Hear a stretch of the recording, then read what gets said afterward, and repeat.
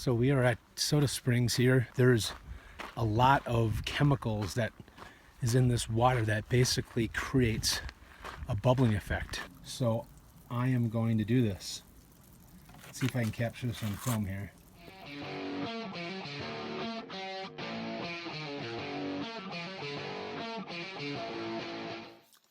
Hey everyone, it's day 3, the morning of day 3, and had an interesting night last night because it stormed all night. And what made it interesting was my setup here. I'll show you in a second, but with where I wanted to camp last night, which basically is on a rock with maybe 2 inches, if that, of sand to be able to get your stakes in the ground. But it was hard to secure some of the stakes. So the stake that goes on my storm door, I did not have enough space. So I had to basically extend it, and it was so far extended, which again I'll show you here. You can see that there, that I was not able to get any of my storm doors shut.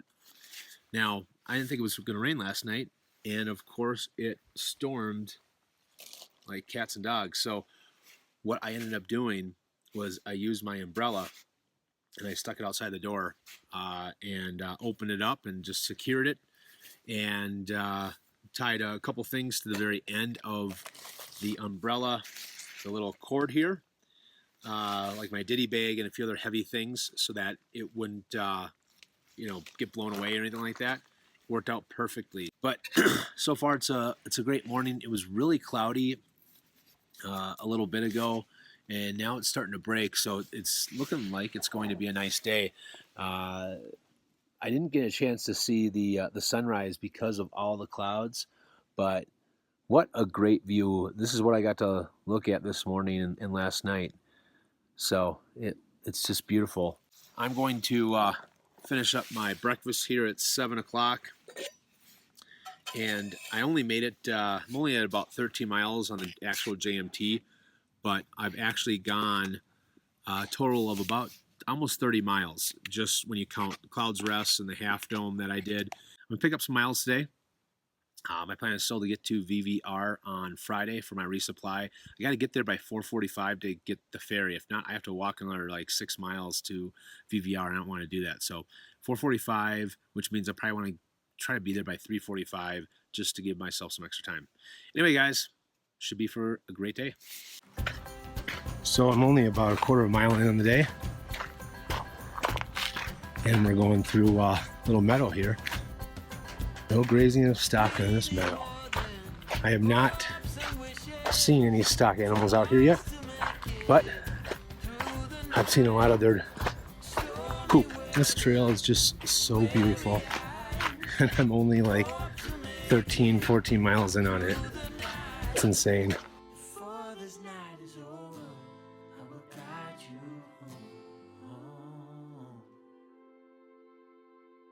So I'm here at the Sunrise Lakes camp. There's a privy here, and there's beer storage, and there's plenty of places to tent. So far on the JMT, there are 2 areas that I've crossed that have had privies. Now, the entire JMT, you have to pack out your toilet paper. You cannot bury your toilet paper. So definitely pays to go in the privies, so then you don't have to pack out the toilet paper.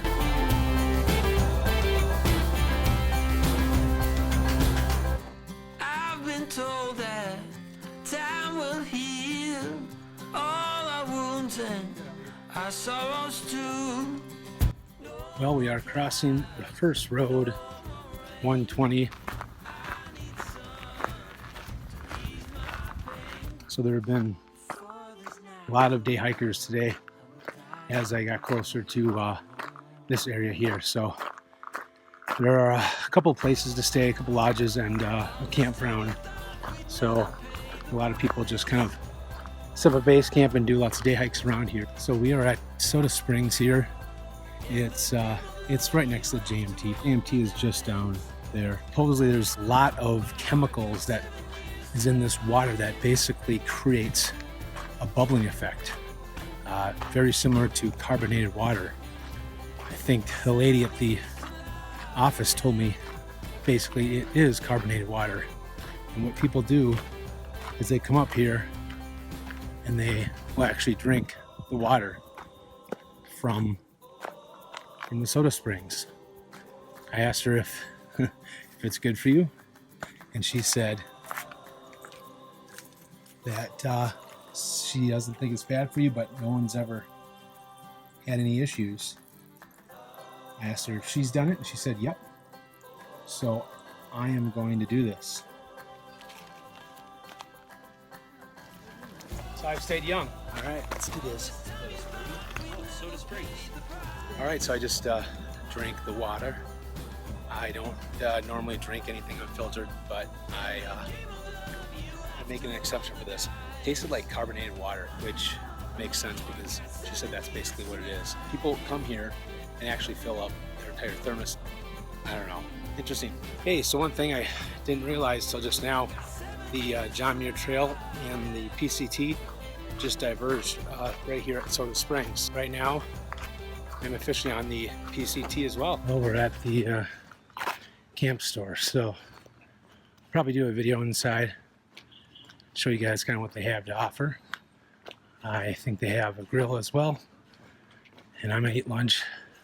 I'm starving. So we're at the grill here. I'm gonna show you guys what they got. So we're at the camp store here. I'm gonna just walk through here slowly and show you guys what they got.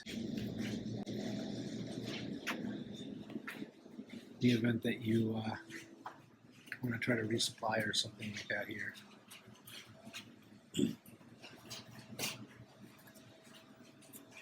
I'd say it's your typical camp store that you'd see in a national park.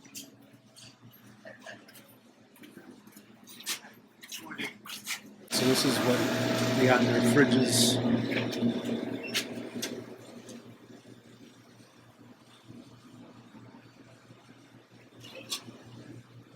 Excuse me.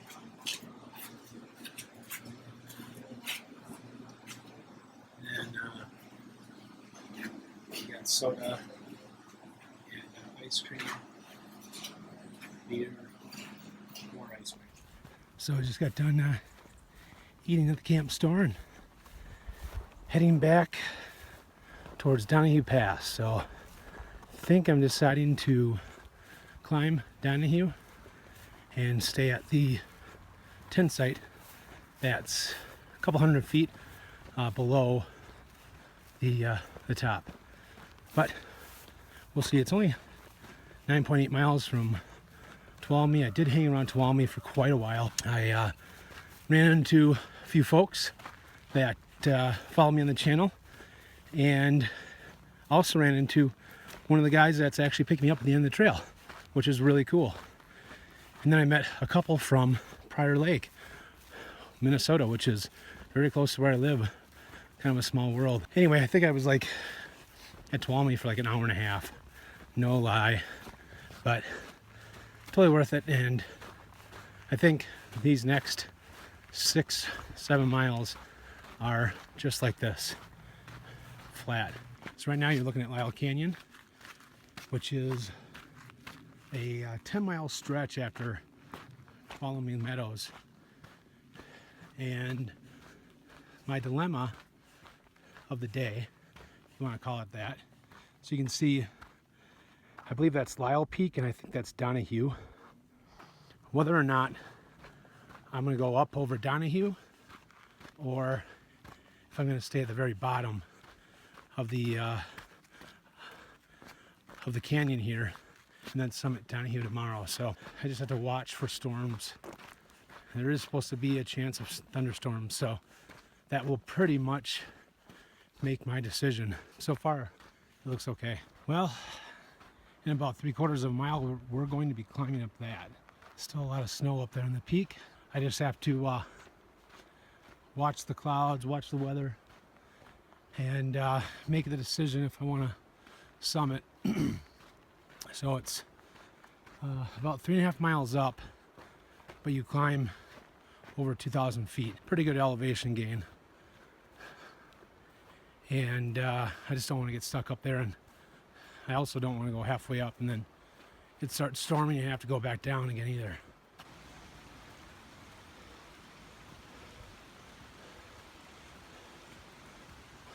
we're about halfway up.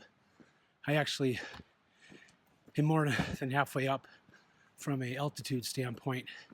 I think I only have to climb about 800 more feet, but mileage is about half, which when I'm climbing, I only count elevation, I don't really count miles.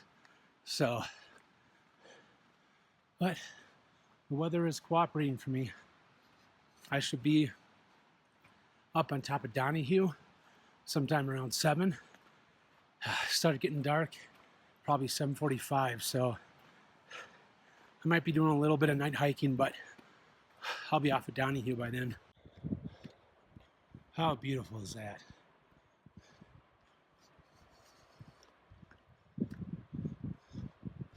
Wow. I feel like I'm like a movie or something. What a sight. I am almost at the top of Donohue. Wow.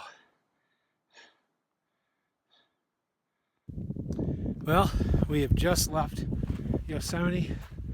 We're at the top of Donohue Pass.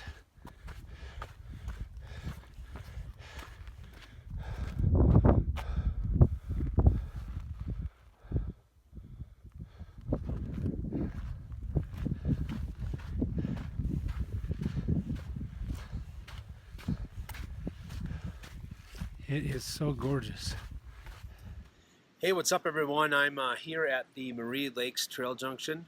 I ended up going over Donohue Pass yesterday, and I'm kind of kicking myself because I totally forgot to do a video at the top. So I got up to the top, and you could see everything. I mean, probably the best view so far on the trip. Actually, the best view on the trip.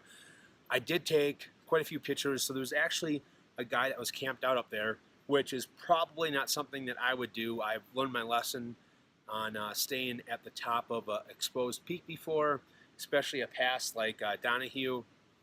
You can see some storms rolling on the other side of the mountains, and probably for me, just nothing that I would have risked. But anyway, since he was up there, I was able to get some pictures of me looking over Donohue Pass, which was just amazing. And I ended up night hiking to the Muir Lakes Trail Junction, which ended up being just over 26 miles for me yesterday. So did a lot of miles, feel good. I really kind of wanted to get over Donohue because I wanted to make up a few miles since I kind of ended my journey or my day short the day before. But when you just look at the miles I did on the John Muir Trail, I did twice as many miles on the John Muir Trail yesterday as I did the first 2 days combined. Now, of course, I did all kinds of different side hikes like Half Dome and Cloud's Rest. But right now, I feel really good. I don't have to stress out about getting to VVR by Friday. I don't have to do a ton of miles. I think I am exactly from where I'm at right now. I'm about 59 miles. And I have, 48 miles. I have 48 miles to get over to VVR, and so I only have to do, just over 60 miles a day, something like that, or about 60 miles a day. So that makes it really enjoyable. I made a decision I'm probably going to go to Red's Meadow. So I'm trying to stop at a lot of the places off the trail on the John Muir Trail just to, number one, experience it. Number two, kind of show you guys what they have to offer at some of these places, like Tuolumne Meadows Camp Store, going to Red's Meadow, go to VVR. I'll make the side trip to Muir Trail Ranch. But anyway, I'm probably going to stay there. It's 20 miles from here. Feel really good. The night hike was great. Ran into a dude named Leafy. He's southbound PCT thru-hiker. He's just over 1,700 miles in. So we actually left at the Meadows at the same time, but he was just blazing. And I ran into him right before the pass, and he was camped out and decided that he wanted to pack up and go over the pass. And we met at the top of the pass and then night hike down to the trail junction here. So anyway, that's kind of the update on the day. Be at Red's Meadow. I don't know. It's 7:30 right now. Right now I don't have to stress about getting up early. So I have my stuff packed up. I'm just going to eat breakfast here and probably get on the trail about 8 o'clock.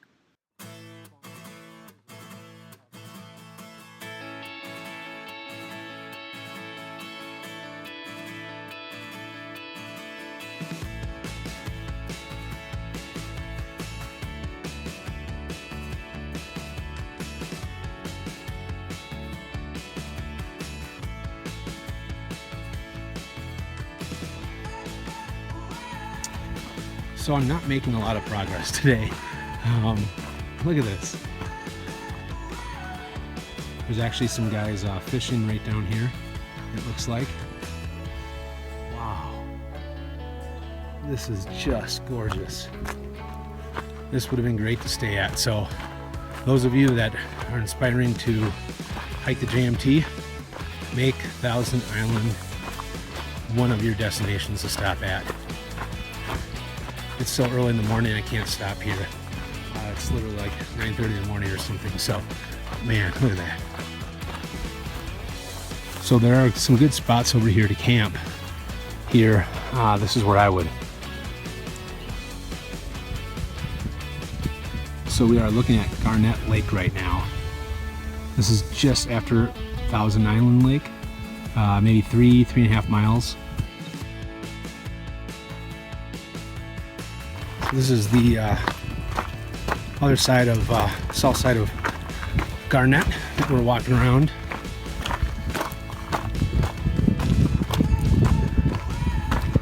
And then we have a little 700-foot climb. I think we only have 2 climbs left for the day. Going down to Red's Meadow is quite a bit of a descent. I just think it looks beautiful when you kind of just look, you know, past Garnet here and look at the scenery and the backdrop here. It's just gorgeous. This entire trail is just so gorgeous. Just made it over the little pass here. This looks really cool. Check out that.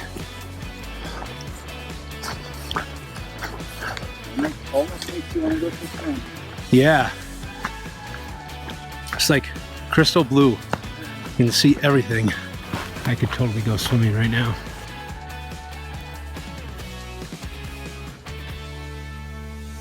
Well, this is my first stream crossing. So there's Devil's Post Pile right there. Probably the best view that we'll have. Pretty sweet. Kind of reminds me of like Devil's Tower. All right, so we're at Red's Meadow here, guys. This is just the camp store right here. This is the rates. So if you want to stay here, this is what it's going to cost you. And kind of go through and show you what they have to offer here.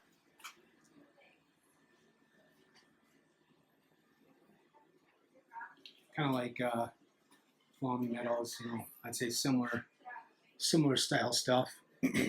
They do have a better choice if you really into the dehydrated foods. Probably don't care so much about that, but they have quite a few dehydrated foods, and then they got canisters. They have small canisters too, just behind the counter.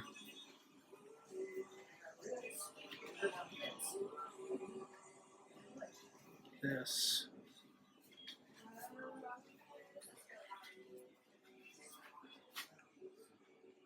Drink mixes, bread. We got beer. And a bunch of cold drinks right over here.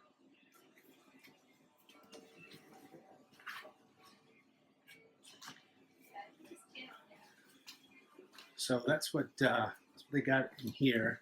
And then if you go across, so they do have a shower house. It's $1 per minute, minimum of 5. You can get a towel for $2. They have laundry as well. Hi. And then there is a little cafe here that serves breakfast, lunch, dinner. Both places are open 7 a.m. to 7 p.m. This is what the menu is.